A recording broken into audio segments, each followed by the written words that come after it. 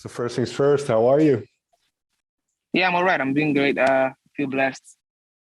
That's very good to hear. So before we jump into everything that you are doing now, I'd like to go back to the beginning a little bit. Now, I was listening to one of your earliest songs, I think, Star. There's a line in it, I want to prove that dreams come true.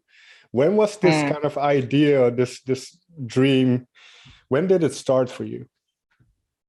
Um, it started in 2012. That was when I was in my second year in uni. Um, I thought I was just going to end up as a scholar or like a doctor or a teacher or something. But I found myself in the studio that fateful night, and I made my first record. And from that moment, when I got back to my dorm room and I listened to it, my life just changed. You know, deep in the fact that I could create something like that in such a short period of time, such circumstances, made me realize that, oh, this is what I want to do for the rest of my life. And it was just from then on. I worked hard, struggled, left school for Lagos, Nigeria, where the hub of entertainment is. 2017, I finally found my sound, and I felt like a complete artist. And that's when I made that song, Star. And my life just changed from then on. Before before you kind of found this path that you were on, and you were still studying at university, what role did music play? Were you already writing songs, or were you already playing with music? Before that time, I knew I could sing, but I didn't see it as anything serious. I just thought it was a random hobby or gift. Okay. Like it was just playing. I even wanted to be a rapper, but I didn't know anything. I knew I was good with words. I was always writing poems, reading books. I didn't have much friends when I was young, so I was just in my room reading books, writing sad, dark poems, writing imaginary love letters to imaginary girlfriends and whatnot. So that was just what it was. Do you still have some of those somewhere? Yeah, I think on Facebook, my very old post. Okay. Yeah, I left them there. I don't like to think about them. Fair enough. But you mentioned something interesting. Around 2017, you kind of figured out your sound, you say. So from 2012 to 2017, what was that like for you? Was that just a grind? Was that just... It was everything, man. It was the grind. It was pain. It was suffering. It was depression. I struggled with depression around my final year in uni.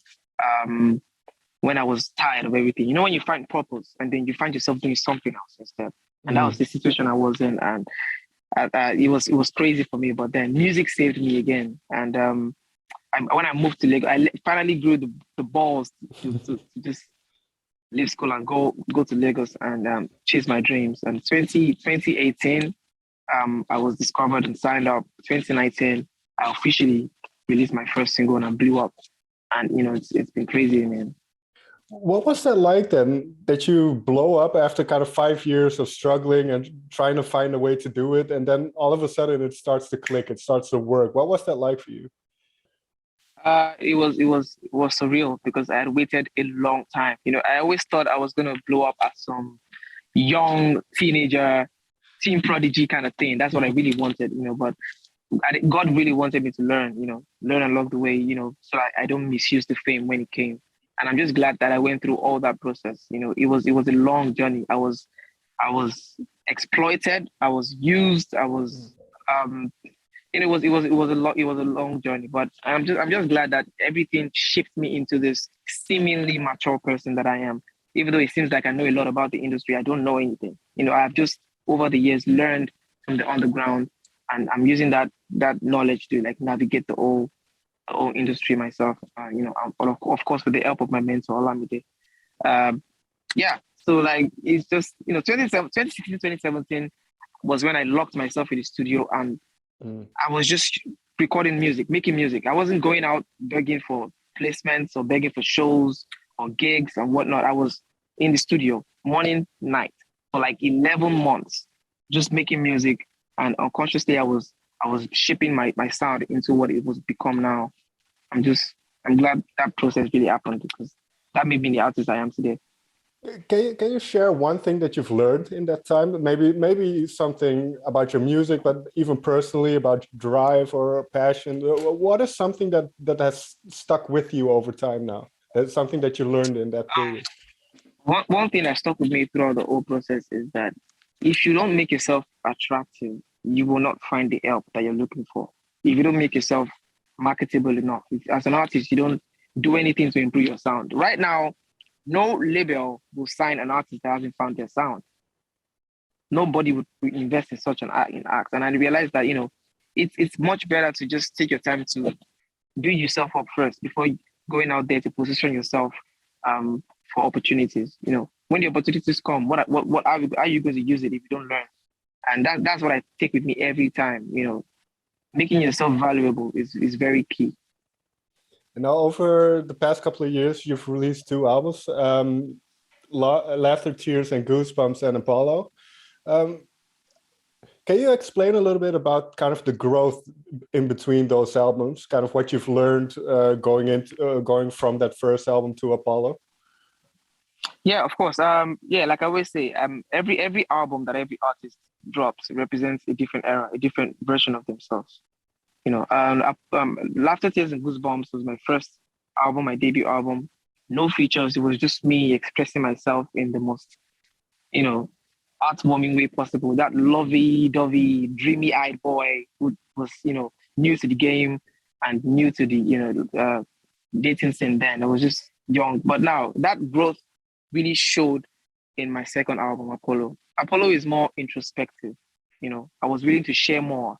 I was willing to look inward and give the fans a sneak peek into who I am, and what I've been through.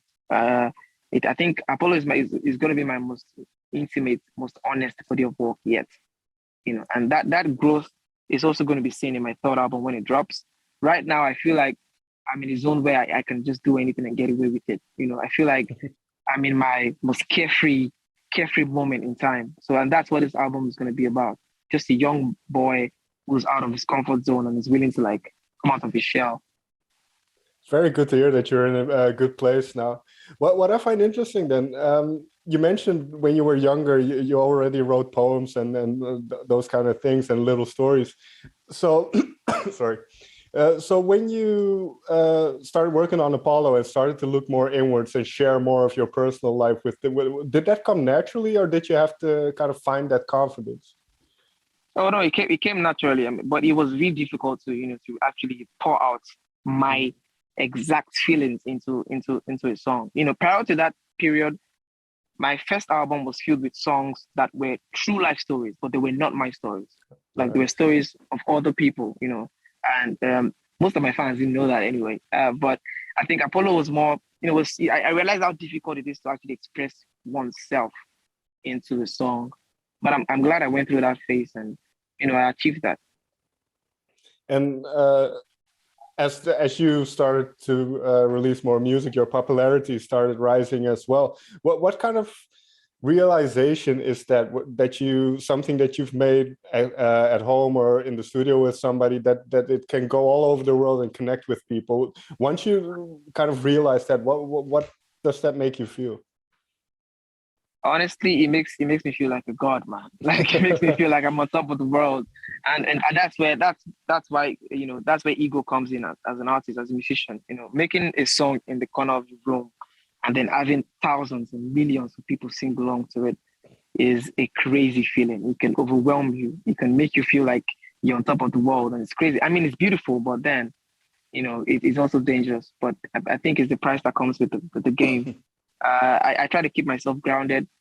For me, I just bask in it. It's a beautiful thing, to have a creation of yours give so many people happiness and joy across the world. That's how I see it. I don't see it as me being all powerful and all that shit.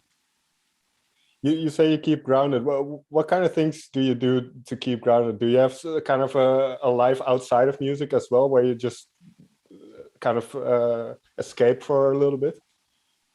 Yeah, pretty much. My personal life, I don't go out much. Solitude keeps me grounded. Spending more time with myself, reminding myself that I'm human. Constantly being by myself and having some self-awareness has really helped me stay grounded. And the fact that I don't expose myself too much out there, physically, the only time you see me outside is when I have work, like when I actually have to go outside, and I make an appearance. And for someone like me, I feel like it helps me preserve my energy, because if you expose your energy to other energies too much out there, you might get contaminated and to fuck you up. And I don't want that for myself. So that's how I stay grounded, solitude, self-awareness, self-consciousness.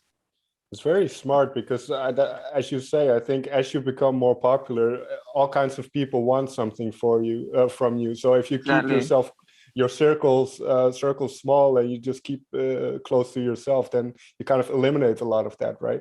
Exactly. When it comes to the new single, then Peru, which is blowing up at the moment. First, because what was the initial starting point of that song? Do you remember that? Yes, I do. Although I was tipsy when I made that song, I was in my element, man. It was my first time in the United States. I was in San Francisco, jamming. According to what the song says, I was having fun, living my best life, and I just wanted to express myself. What I take from the song is, just live life, man. Don't stop overthinking stuff. Sometimes just live in the moment.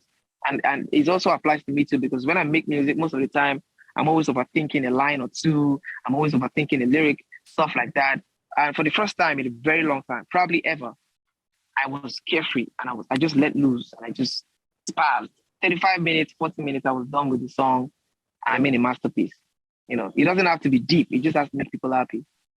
Well, that's a very interesting thought, because in my research about you, some of you call you kind of the future of Afrobeat and all kinds of, you get all these kind of names attached to you.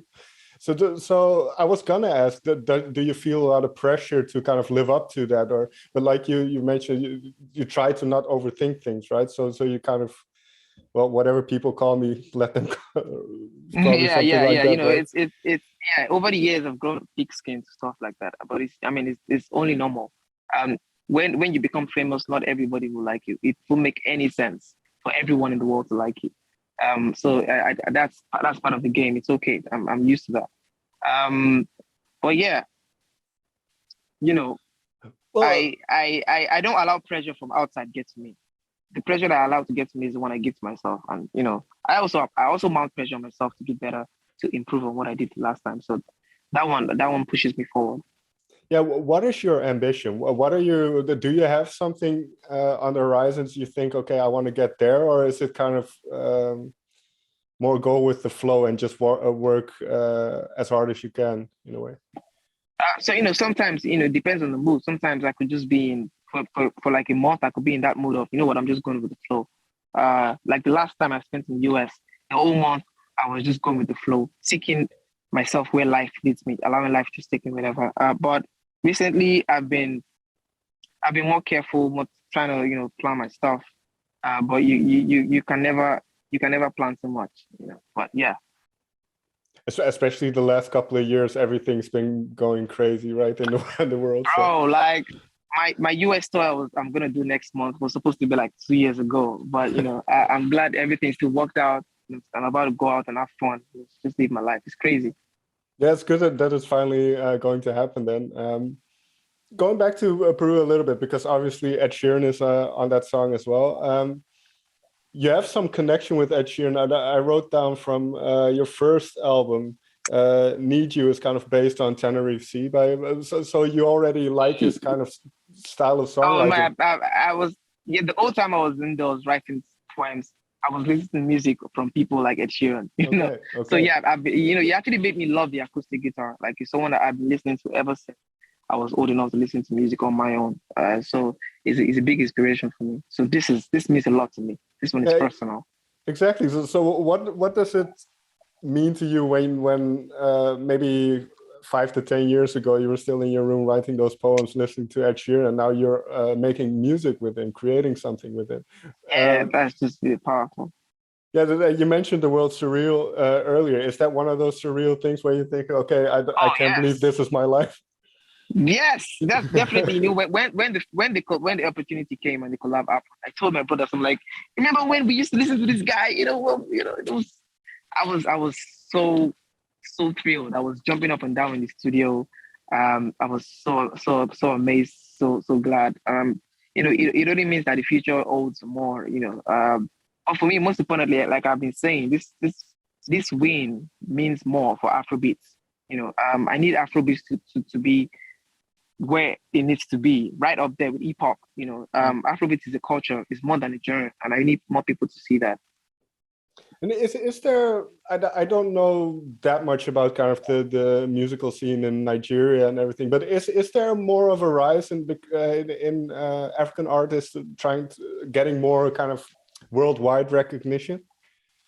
Oh yeah, definitely. What you see now is as a result of the influx of artists that are blowing up, not just blowing up locally, they're blowing up straight into the international market. And I think this generation is just very special, man. Like my generation is different. Like every single person is unique and doing a great, job on their own, trying to take Afrobeats to the global scene. I mean, not taking anything away from the OGs that have been putting in work for the past decade, or probably more. They laid the foundation for us, and it's up to us to lay the foundation for the ones that will come after us. So the first step in that is an American tour in the month or in a couple of weeks? Oh, yes, definitely. Yeah, the first step was actually the collaboration with an international act. But and going on tour too, it's gonna go a great length in pushing the culture worldwide. Do you have any expectations? Because I'm guessing this is your first time touring in the US, right? Oh yes. Do you have any expectations? And then obviously, that your music is popular in America. But yeah, I do. But I've never performed in America, so like I'm looking forward to it. But most importantly, I'm just looking to have fun. Take it in stride, take it as it comes. But yeah, I'm definitely looking to have fun. But more importantly, engage with my international audience, mostly American audience, by the way. So.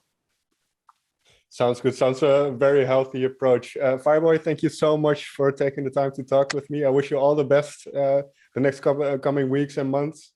And thank you so much, man. Can't wait to see what you come up with for your third record then. Yes, sir. Thank you so much, man. I appreciate it. Thanks for your time.